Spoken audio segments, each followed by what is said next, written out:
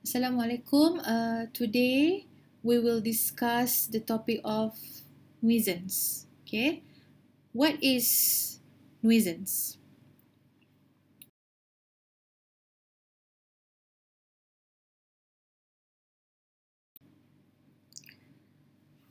So you already know that a person who invade someone else's interest in the possession and enjoyment of a land, they might be liable under the tort of nuisance. Sometimes an action for nuisance it can be overlap with trespass. The thing that you need to remember is that trespass involve direct interference. Okay, beside trespass, there can also be overlap between nuisance and the tort of negligence, as discussed by the judges in the case of Stephen Poor. Okay, you can read the case of Stephen Poor to know more about the discussion made by the judges, especially Judge James Fong. Okay. As you can see from the slide, nuisance means interference with the use and enjoyment of someone's land. It is when a person conduct the person conduct a noise or causing inconveniences or injures others. You can refer to Section 2 of the Local Government Act 1976. This section defines nuisance as any act, omission, or thing occasioning or likely to occasion injury, annoyance, offence, harm, danger, or damage to the sense of sight, smell, or hearing, or is likely to be injurious or dangerous to health or property, or which affects the safety or the rights of the inhabitants at large. The aim of the tort of nuisance is to protect the right of a person against any invasion of his right and interest over his land. For example, in cases involving someone causing physical damage to another person's property by trespassing into that someone's land, or if someone throwing fireworks at residential area, or if someone obstructing public highways. These are all some of the examples of nuisance. Okay, but it is usually concerned with the protection of the environment, such as cases involving pollution, fumes, smells, etc. So there are two types of nuisance. We have public nuisance and private nuisance. Okay, for this today's lecture, we will only discuss public nuisance. Okay. Public nuisance is defined in the case of AG and PYA Quarries Limited as a nuisance that materially affect the reasonable comfort and convenience of life of a class of Her Majesty's subject, meaning that it affects the public generally. And if you read the textbook, Clark and Lindsay on Torts, the definition given is an act or omission which interferes, disturb, or annoys a person in the exercise or enjoyment of a right belonging to him as a member of the public. Okay, from these definitions, there are two important points. Number one, there must be an interference with comfort and convenience. For example, when someone obstructs a public highway by putting barricades, or even if someone organizing an illegal concert in the residential area. These are the example of actions that constitute interference with comfort and convenience. The second important point is it must involve a class of people or a group of people. In other words, it is a type of nuisance that affects the comfort and convenience of a group of people. So the next question is, what constitutes a group of people?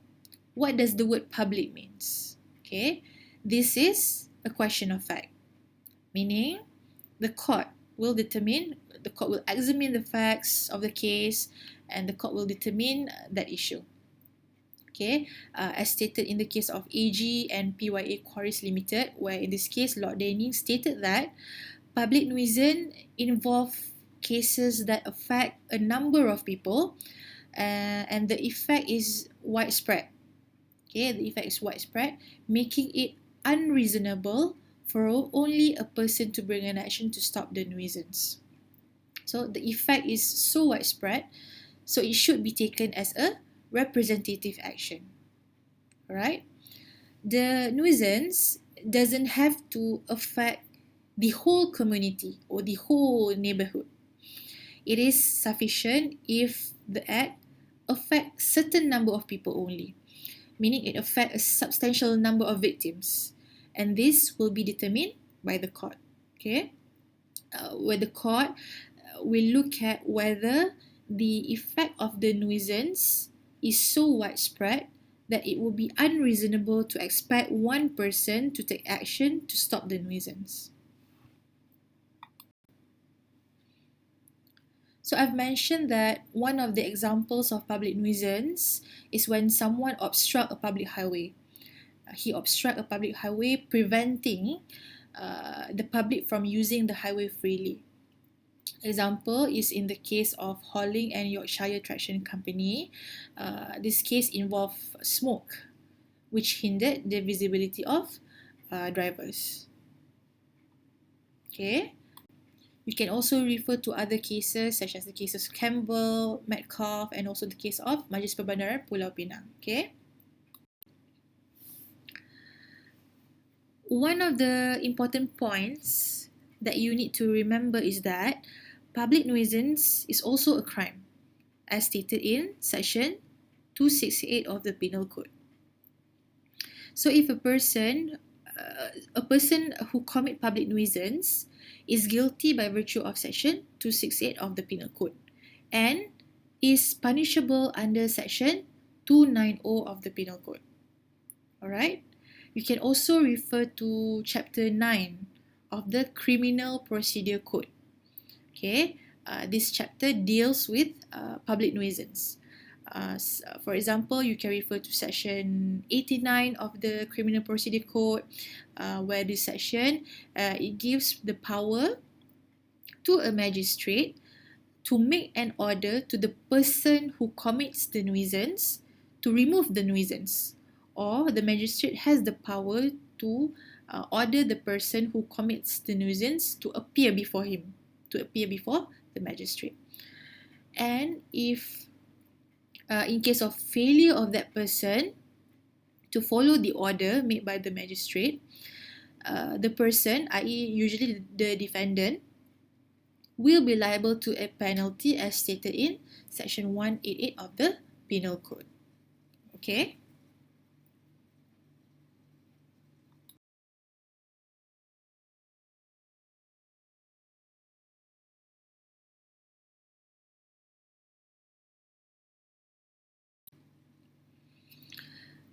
The next question is, who can bring an action for public nuisance?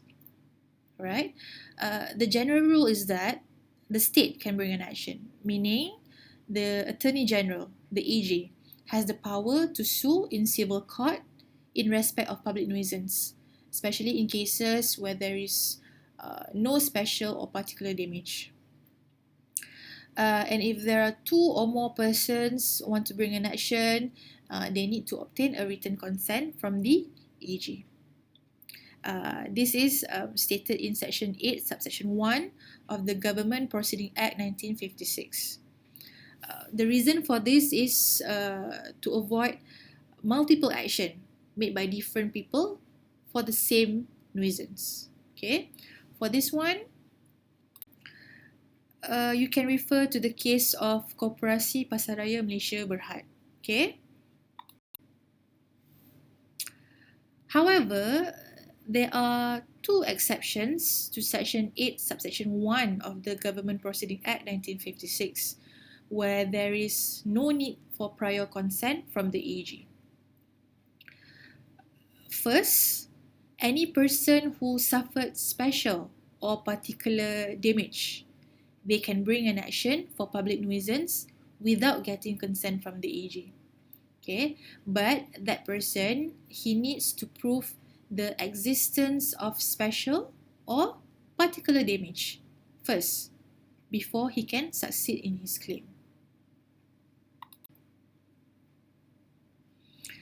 Some of the factors that can be taken into consideration in determining the existence of special or particular damage are, the first one is the damage that he suffered, it must be greater, it must be serious compared to what suffered by the public who face the same interference, i.e. The public who face the same nuisance. Okay, that's the first factor. Second, if the damage is a direct consequence and is substantial. The word special damage here means that the damage the person suffered must be different. It must be different or unique from the damage caused to the public. Okay, so if any of this to happen, it means that the person has suffered special or particular damage, and that person can bring an action for public nuisance without getting a consent from the AG. Okay, for this point, you can refer to the case of Pacific Engineering, okay, where in this case, the defendant burned paddy husk. Which fly to the plaintiff premises. And this caused the plaintiff machines to be dusty, and then their employees had to cover their mouth and nose during work.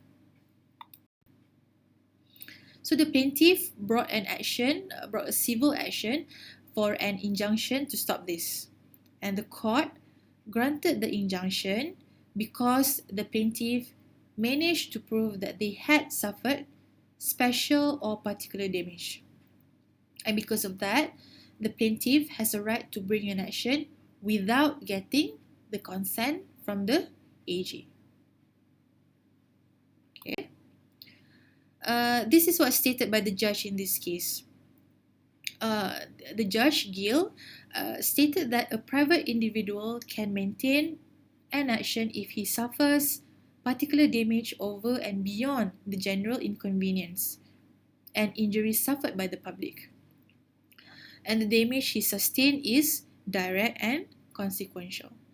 He stated that it is well settled that a private individual who suffers damage from a public nuisance greater than that sustained by the public in general is entitled to sue in respect of that damage.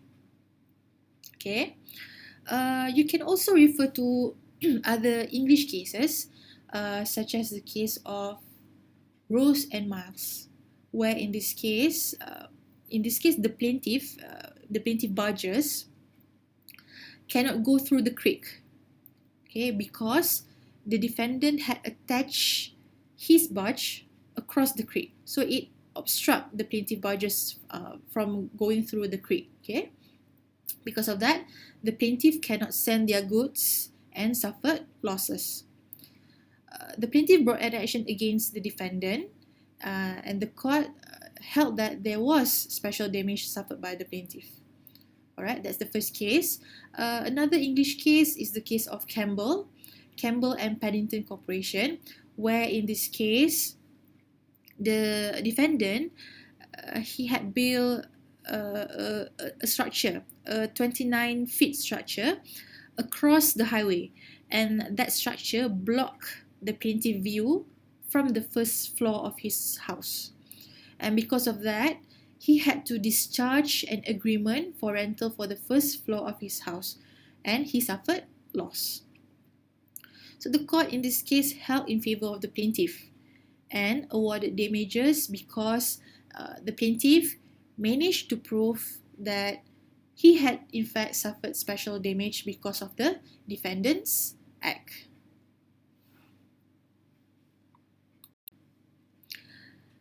The second exception to Section 8, Subsection 1 of the Government Proceeding Act 1956 is if there is a statute that allows local authority or public bodies to bring an action for public nuisance without having to get the consent from the AG. Usually, the remedy is an injunction against the defendant to prevent or to stop the nuisance. Okay, for example, you can refer to the Local Government Act, 1976,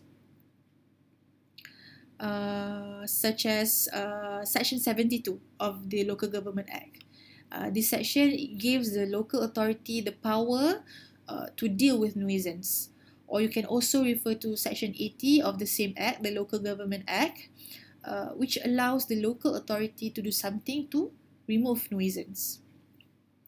The example is in the case of Majlis Perbandaran Pulau Pinang versus Bowie Switan, MPPP versus Bowie Switan, where in this case, the defendant made alteration to a building. And then he used the building as a restaurant without getting a license from the plaintiff. So the plaintiff in this case brought an action for an injunction to stop the defendant from using the building as a restaurant. Okay, so this case went up to the federal court. Okay, it went up to the federal court, and the federal court held that the plaintiff can sue the defendant without getting the written consent of the AG by virtue of Section 80 of the Local Government Act 1976. So that's the first example of the statute that allows local authority or public bodies to bring an action for public nuisance without getting the consent from the AG. Another example, you can also refer to Environmental Quality Act,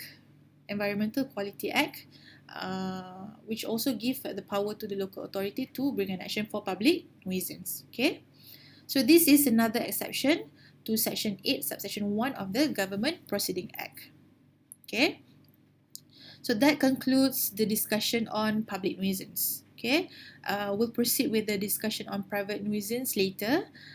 So we end the lecture today. Okay, thank you so much. Assalamualaikum warahmatullahi.